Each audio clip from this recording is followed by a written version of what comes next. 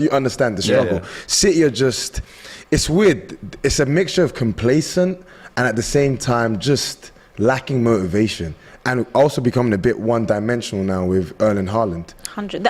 For me, that's exactly what it is, and I think we touched on it last week and maybe on other shows as well, that I think they made a very big call going for Erling Haaland, which I totally get. Like, if Erling Haaland you can get for 60 odd million, you go and get him.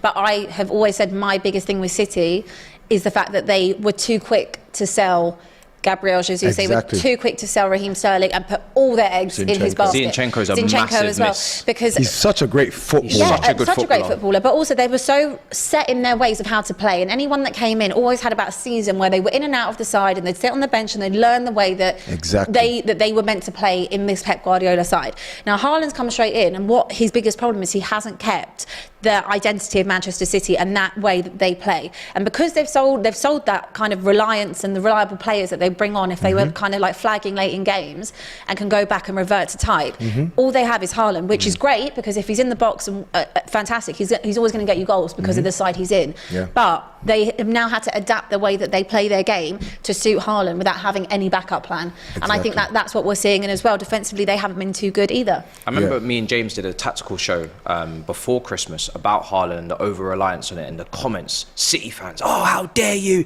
he scored so many goals, this is a disgrace. But he's getting goals, but that doesn't mean your team is a better team. Well. Exactly. And we've seen this before with Ronaldo at Manchester United. Goals, but not as good a team. And this is the thing where people always like, let's just get the finisher, let's just get the guy that gets goals, this team will be much better.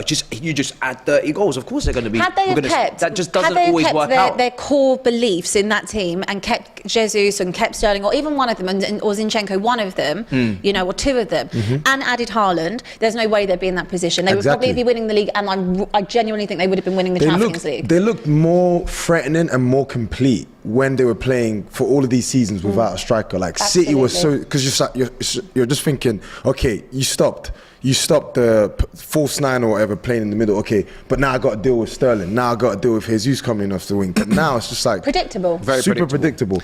And defensively, that's the thing. They're poor. Even with this change, I never thought City could get any better, because how can you get better than what they've already achieved? 100 points. Like, you dominated the league for 4 out of the last 5 seasons, whatever it is. Haaland's not going to make you necessarily better, but in the Champions League he might make the difference. He's going to make you different in the league, but not necessarily better. It's very hard to improve on that. So I didn't expect City to be dropping off like this. I still thought City would win the league, but I can't put confidence and faith in this team right now. The way that they're playing, they don't look serious.